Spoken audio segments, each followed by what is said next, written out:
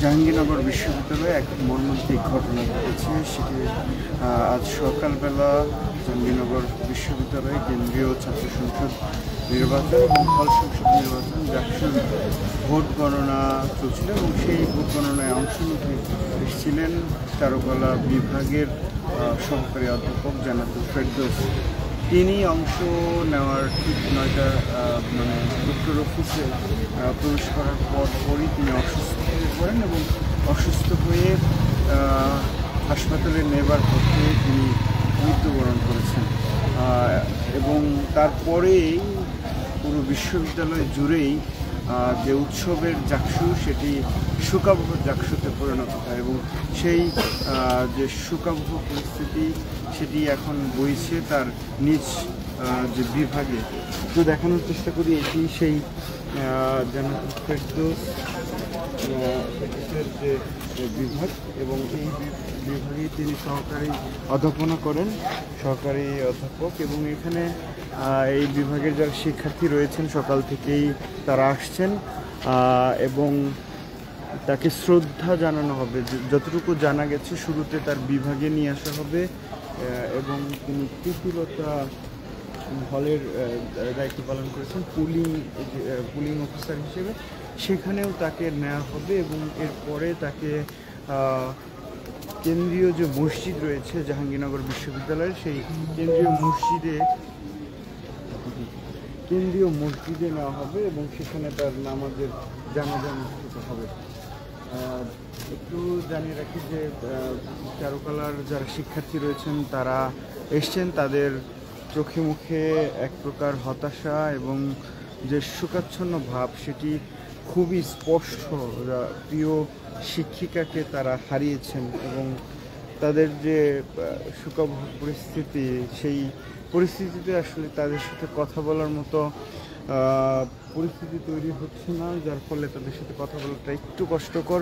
তারা নিজেদেরকে ধৈর্য ধারণ করছেন, দেখছেন তারা এখানে অপেক্ষা করছেন। বেশ কিছু শিক্ষার্থী রয়েছেন তারা অপেক্ষা করছেন সকাল থেকেই। যখন আসলে খবর পাওয়া গেছে যে জান্নাতুল ফেরদৌস তিনি আসবেন, এই তার মরদেহ তার নিজ বিভাগে নিয়ে আসা হবে, তখন থেকেই কিন্তু শিক্ষার্থীরা চারুকলার পুরাতন চারুকলা যে ভবন রয়েছে নাটক ও নাট্যতত্ত্ব বিভাগ চারুকলার, সেখানে শিক্ষার্থীরা ভিড় করছেন, গণমাধ্যম কর্মীরাও ভিড় করছেন।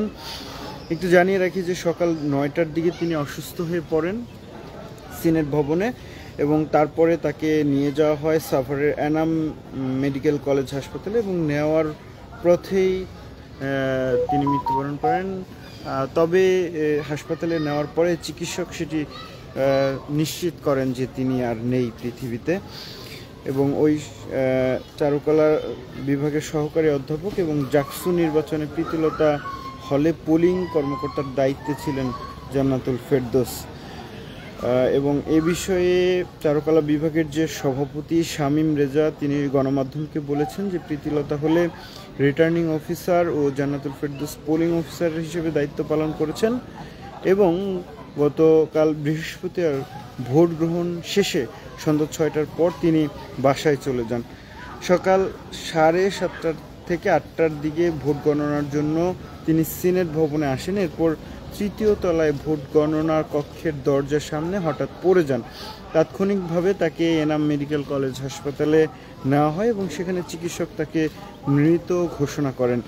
ভোট গণনার কাজের জন্য সকালেই তাকে ফোন দিয়ে এনেছিলেন তিনি এবং আজ সকালে প্রীতিলতা হলের সংসদের যে ভোট গণনার সময় নির্ধারিত ছিল সে জানিয়ে প্রক্টর ও নির্বাচন কমিশনের সদস্য সচিব অধ্যাপক AKM রাশিদুল ইসলাম তিনিও বলছিলেন যে আসলে রাতে সবাই ক্লান্ত হয় এবং পোলিং এজেন্ট না থাকায় একসঙ্গে সব হলের যে সংসদের গণনা শেষ করা হয়নি এবং জান্নাতুল সহ অন্যান্য সহকর্মী ভোট কেন্দ্রে গিয়েছিলেন। সিনেট হলের দরজায় এসে পড়ে যান তিনি।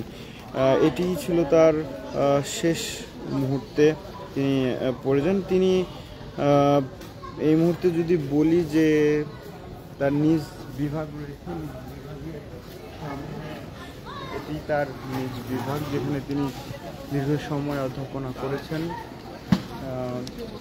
দেখতে পাচ্ছেন সেখানে শিক্ষক, ছাত্র অনেকেই এই বিভাগে জড়ো হয়েছে। আমরা যে বিভাগে যারা শিক্ষার্থী রয়েছেন নিজস্ব অবস্থায় রয়েছেন, হৃদবিভম্বল এই পরিস্থিতি শিক্ষকের এমন অপ্রত্যাশিত চলে যাওয়া আসলে দুঃখজনক, এবং এটা আসলে যারা শিক্ষার্থী রয়েছেন তাদের জন্য আসলে মেনে নেওয়া আসলে কষ্টকর এই পরিস্থিতিতে।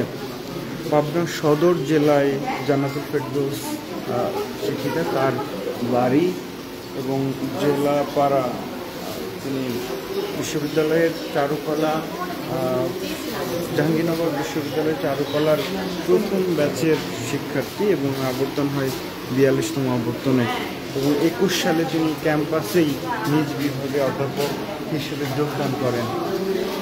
যেমনটা আসলে বলছিলাম, জাকসু নির্বাচনে একটা উৎসব, একটা অপেক্ষা ছিল ভোট গণনার ফলাফলের। ঠিক সেই মুহূর্তেই এমন শিক্ষকের মৃত্যুতে শিক্ষার্থীরা বিহ্বল হয়ে পড়েছেন। শিক্ষার্থীরা মুমূর্ষ, তাদের চোখে মুখে যে শোকের ছাপ, শোকের ছায়া, সেটি স্পষ্ট। কেউ আসলে দীর্ঘ সময় ধরেই গতকাল থেকে এসব শিক্ষার্থীরাও আসলে জাকসু নির্বাচনের যে ব্যস্ততা, সেই ব্যস্ততার মধ্যেই ছিলেন, এবং সেই ব্যস্ততার মধ্যেই এমন খবরে আরও বিমর্ষ হয়ে গেছেন শিক্ষার্থীরা, এবং এখন আসলে তাদের এখন এই পরিস্থিতিতে ধৈর্য ধারণ করে জান্নাতুল ফেরদৌসের আত্মার মাগফিরাত কামনা করছেন অনেকেই। আমরা একটু সামনে যাবার চেষ্টা করব, যদি কারোর সাথে কথা বলতে চাই সেটি চেষ্টা করব। যেমনটা আসলে বলছিলাম যে উৎসবের জাকসু শোকে পরিণত হয়েছে। গতকাল সকাল 9টা থেকে শুরু হয়েছিল জাকসু নির্বাচন। বিকেল 5টায় ভোট গ্রহণ অনুষ্ঠিত হয়, এবং তারপরে এই শিক্ষাঙ্গনে শিক্ষার্থীরা কিভাবে নিরাপদ থাকতে হবে, কারণ আমি সেফটি মেজার না করে কোনো একটি কাজ করতে পারি, সেরকম একটা জায়গা থেকে আসলে কেমন ছিলেন আমি আমার এই সহকর্মীকে, এত ছোট ও শিক্ষার্থী ছিল চারুকলার, খুবই মেধাবী, স্বল্পভাষী এবং দায়িত্বপরায়ণ, সেই জায়গা থেকে সে কিন্তু একমাত্র শিক্ষার্থী থেকে শিক্ষক হয়েছে। শিক্ষক কমিউনিটিতে তার প্রশংসা আছে। হল প্রশাসনে সে কাজ করেছে দায়িত্বশীলতার জায়গায়। সর্বশেষ তার মৃত্যুর আগ পর্যন্ত সে দায়িত্বের কারণেই এরকম একটা স্ট্রেসফুল কাজে ছিল। অতএব তার গুণের কথা আমরা যদি এক কথায় বলতে পারি, সে একজন প্রতিভাবান শিক্ষক ছিল। জাতি এবং বিভাগ উভয় ক্ষেত্রেই একজন প্রতিভাবান শিক্ষকের আসলে বিয়োগ ঘটলো এবং তারা হারালো। এতে অপূরণীয় ক্ষতি হবে বলেই আমার বিশ্বাস। এই ক্ষতি হয়তো চারুকলা বিভাগ একসময় পুষিয়ে নিবে, কিন্তু আমাদের মনে থাকবে যে অপরিণামদর্শী একটি ম্যানেজমেন্টের কারণে এরকম একটা ঘটনা প্রবাহ ঘটে গেছে। দুই দিন আগেও উনি বলেছিলেন যে একদিন চলে যেতে হবে, একজন শিক্ষার্থীটা বলেছেন। এটি স্বাভাবিক, হয়তো কেউ বলে কেউ বলে না। আমাদেরকে তো আসলে চলে যেতে হবে। হায়াত মাউত বা রিজিকের এগুলি সবই কিন্তু আল্লাহ তাআলা। কিন্তু আমরা যখন ম্যানেজমেন্টে থাকবো, ম্যানেজমেন্টে কিন্তু কিছু কৌশল আছে। দেখেন, ব্যক্তি হিসাবে আমি স্ট্রেস নিলাম, মারা গেলাম, সেটা আমার একরূপ দায়ী। কিন্তু একটা ম্যানেজমেন্ট প্রক্রিয়া যখন বাধ্য করে একটা স্ট্রেসফুল কাজের মধ্যে দিয়ে, তখন ম্যানেজমেন্টে দায় এড়াতে পারে না। ম্যানেজমেন্ট নিরাপত্তা, জীবন নিরাপত্তা, স্বাস্থ্য নিরাপত্তা কি ঝুঁকি আছে সেটাকে মেজার করে কি ব্যবস্থাপনা নিয়েছে, সে প্রশ্নটা কিন্তু থেকে যায়।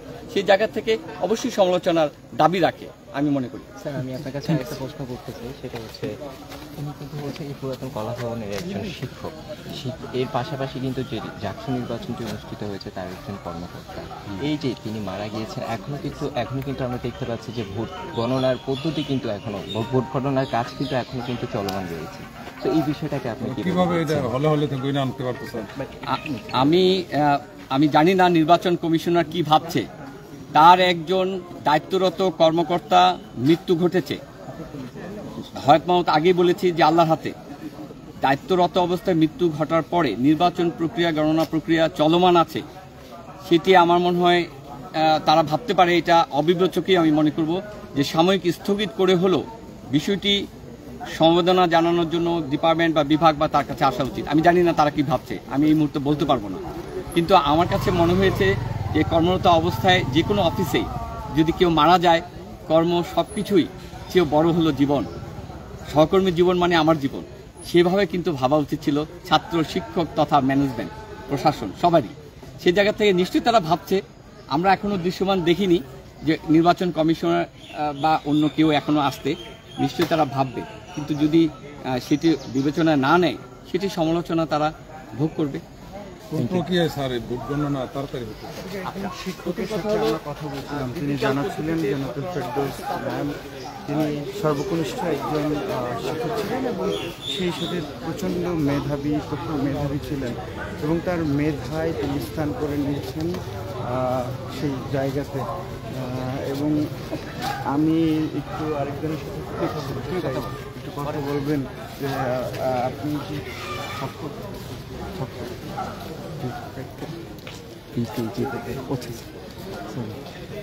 ভাই, এই শিক্ষকের মৃত্যু ভোট গণনার সময়